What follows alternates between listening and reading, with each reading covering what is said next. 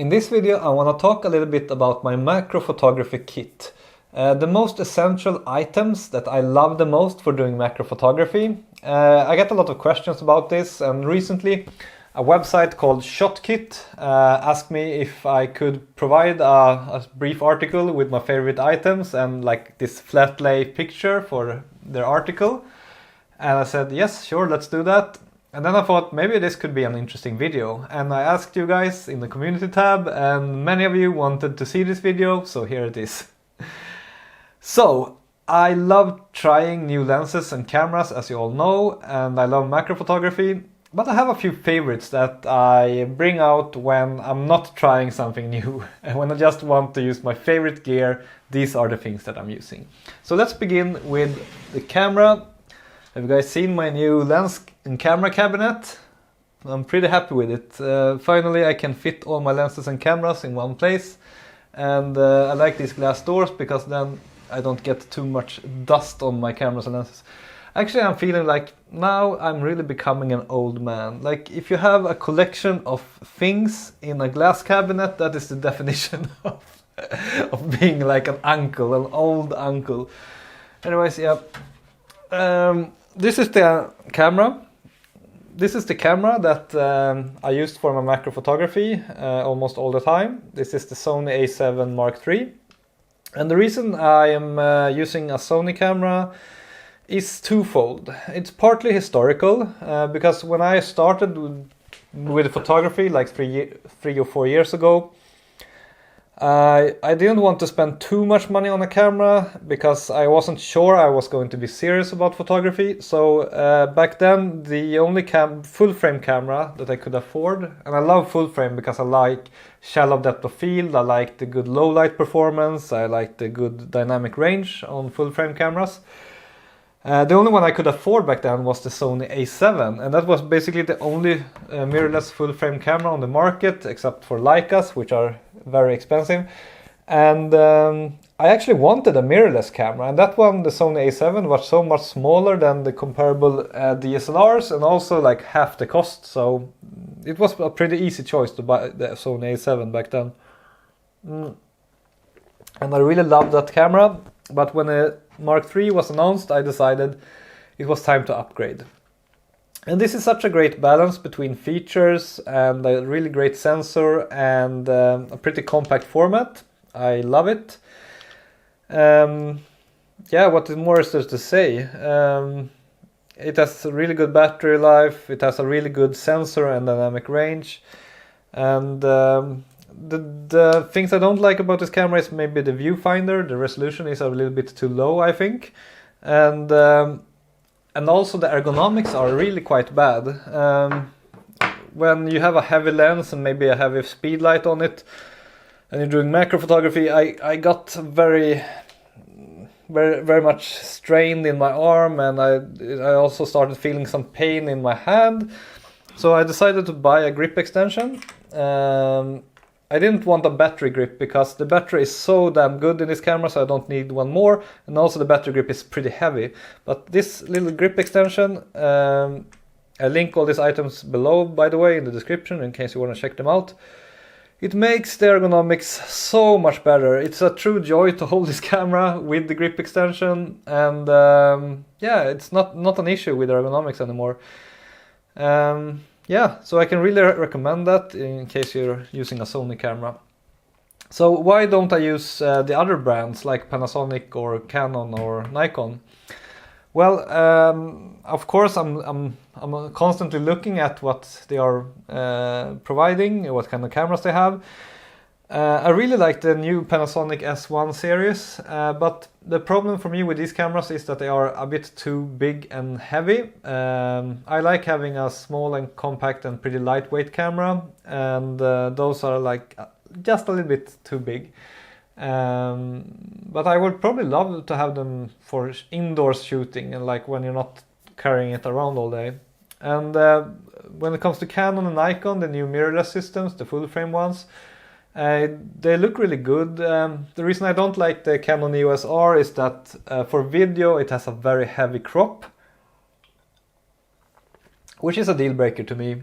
On the Sony camera I can film in full frame and it covers the whole sensor, and the video looks very beautiful in 4K, and that is important to me. And also with the new Canon and Nikon lineups, their lens lineups aren't really that developed yet. There are not that many lenses to choose from, and that is of course true for the Panasonic as well. Whereas the Sony FE system has been around now for a few years, and it has a lot of good lens options, and especially if you count the third-party lenses. There is so much great lenses to choose from. And also, let me mention what kind of strap I use. Earlier I used the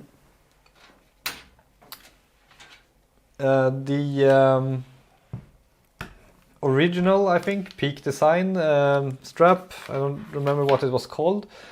But that one, the rubber started to come off, and that is kind of a problem because you get these small bits of rubber all around in your camera bag and on your gear and stuff. So, and also that one was like a little bit too big, a little bit too bulky. When I had a camera in my bag with that strap, the strap itself kind of took up half the bag. And I actually discovered that I could buy this much smaller strap called Leash from Peak Design, and I love this one. Even with a pretty heavy camera, it works very well. And the Peak Design system is very nice. You have these small things that you can buy as many as you want of, and I have them on all of my cameras basically. So you can really easily click on the strap and click off it when you don't want to use it.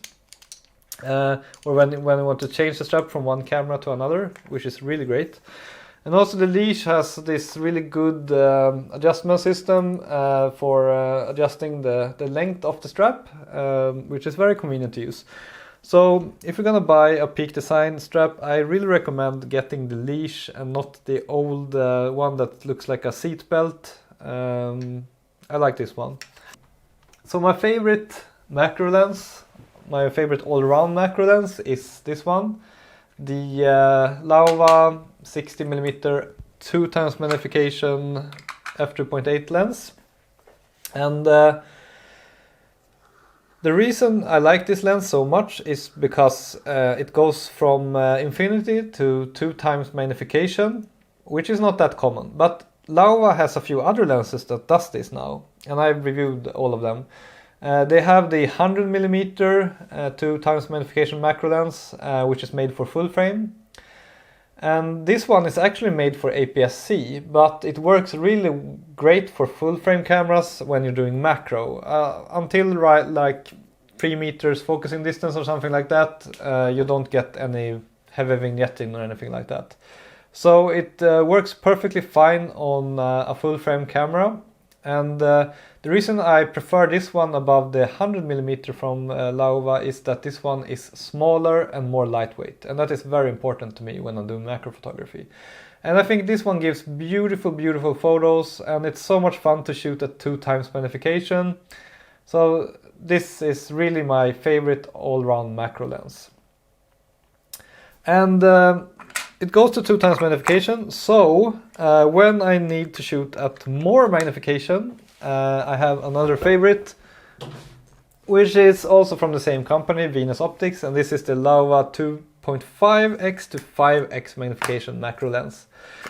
And this one is so nice because it has very good image quality and it is very narrow, which is so useful when you're shooting something that sits on a surface, because then you can come in like this and you can almost shoot from the side if it's a small insect. And that is kind of uncommon for macro lenses, but it is a really good feature that the lens is narrow like this.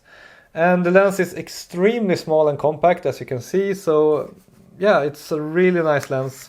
Although it is a bit limited because of the 2.5 times to 5x magnification, which means you basically have to shoot very close-up portraits of insects for it to be usable. Okay, so these are the two macro lenses that are my go-to lenses. And I've of course looked at all available macro lenses on the market, and these are my two favorites simply. So what about flashes? A lot of people ask me about ring flashes, because when you get into macro photography, that is what you kind of get sold. Like there are these specially made ring flashes that are made for macro photography, so of course you think that this is the best possible lighting solution for macro photography. But quite frankly, the results you get with these ring flashes are not that beautiful. They don't look that good, at least not according to me. And all of my favorite macro photographers, the ones that I think produce the nicest photos, none of them use ring flashes. I think the problem with ring flashes is that the flash comes too close to the subject, and it comes from all directions, and it's hard to diffuse it enough. So actually, I think the best results you will get with a normal speedlight and a good diffuser. So that is what I use most of the time. And when it comes to what speedlight to get or what flash to get, I quite frankly don't think it matters at all. I think all speedlights are good enough for macro. What I use is I have two different kinds of speedlights. First it is this one. This is the kind of the cheapest speedlight you could ever get. It's the Micael M310, I think. And this one is actually made for Canon, so I have a small adapter to adapt it to my Sony camera. And it's just a small, lightweight, simple flash. It does the job, and it gives me good results. So I like that one when I'm going lightweight. And if I want some more power and so on, and if I need to be wireless, I have two of these TT685 flashes from Godox. They are also very good value for money, good quality but still really cheap. I have two of those, and then I have this Godox transmitter that I put on top of my camera to have the wireless capabilities. And yeah, it's nice sometimes to have a wireless flash because then you can hold the flash in one hand and the camera in another, get cool angles, and yeah. And for that I sometimes use this. This is like a plastic dome that you put over lamps, but it also happens to fit Godox TT685 flash quite perfectly. Use some force. So I actually have at least one video when I used this setup, and I think it gave really good results. Some of my favorite macro photos from last year were taken with this as the flash. So basically I would hold the camera and then hold the flash like this, and then I can try different angles, and I get really good diffusion with this. So that is something I can really recommend you to try. Gives good results. But when it comes to diffusion, my standard go-to diffuser that I get so many questions about is this one. It is from a brand called Dörr. I think it's a German brand. But actually I have a hunch that this diffuser is just like a no-name thing that comes with many different brands on it, and sometimes without a brand. I will put a couple of links in the description of this video where you can find similar ones. I have a suspicion that all of them are kind of the same diffuser, but just with different brands from the same factory probably. But this one is so great. It was just like $10 or something when I bought it, and looks like this when it's folded out, and you can easily put it on your lens like this. And that's it. You get really good results, and it's so convenient with this setup that you can fold it like this and just keep it in your back pocket, which is so fantastic. Very practical, very good diffuser, which gives you really beautiful results. I use this one a lot. Alright, we have talked about camera, flash, lenses, diffuser. What else is there to talk about? Bags. When I go out to do some macro photography, I like to have my equipment in a bag, and I have lots of bags. I have this like backpack with some different compartments. I don't use that one that much. When I'm going on a longer trip and have a big bag, I usually put my camera in a small case like this, so that it doesn't get hurt. But when I'm just going on a short photo walk nearby, I just use this simple, very cheap bag, which is made for like a tablet, I think. I have so many bags, and they all serve a purpose because they are of different sizes, and I always choose the smallest possible bag that fit all the gear that I'm gonna use on that particular day. And most of the time this bag is enough because it holds my Sony A7 III camera, and it holds my diffuser and speedlight and a lens. So yeah, I mean, just get any bag you like. I'm not even sure I can link to this one because it's some kind of cheap bag that, I don't know, this is also the kind of thing that probably goes on many different brand names because many different companies buy them from the same factory in China. Yes, and then I just want to mention something that is not purely macro photography, but something that I still love a lot, and that is the camera that I use to film almost all of my YouTube videos with, which is this small camera from Sony. It's the X3000. It's a small action camera. And initially I bought the camera that I'm filming this on now, the Panasonic Lumix G80 or G85 in the US, to bring with me and film my YouTube videos with. But that camera is pretty big compared to this one, and I discovered that sometimes you have to sacrifice some image quality to actually get the video done in a good way. And with this super small X3000 camera and a small Gorilla pod, I can just have it in my pocket, and then when I want to film something I just bring it up, press the record button and film myself or whatever I'm doing for a few seconds, and I press the record button again, and then I have a video clip to use later. So this camera wins on ease of use, I would say, for all my YouTube outdoor needs, and it makes it very easy to produce YouTube videos while not getting too distracted with the filming itself. It has a 17mm focal length in full frame equivalent, which means that I don't need to worry about framing. I mean, this has an external display, but I almost never use it. And you can also use your smartphone as a display, but I don't need to because this one gets everything. I just need to hold it in like almost the right angle, and then I know it gets what I need to get. It has 4K resolution. It has optical image stabilization, which is something that GoPro still hasn't introduced in their cameras. That's why I prefer this one, because I think that gives the best image quality. Yeah, and also it has a real tripod mount, which is really handy. And it has a great microphone. Also kicks GoPro's ass when it comes to microphone. And it's not like I'm this Sony fanboy. I mean, I would have loved buying a different brand. It just happens that my main camera and my main film camera are both of the same brand. It's just coincidence, I promise. All right.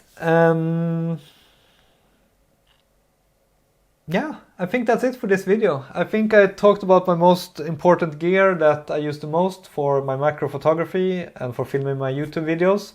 I have a lot of other gear, as you can see, in my cabinet here, and if I get enough comments on this video requesting me to go through all my cameras and lenses, I will do that if I get a lot of comments requesting that. I've done that a couple of times before, like once a year, and those videos didn't get too many views, so I'm not sure how eager you are to see all my stuff. Yeah, that's it for this video. Thank you for watching. Don't forget to subscribe. I try to publish new videos every week. And yeah, see you soon again. Over and out.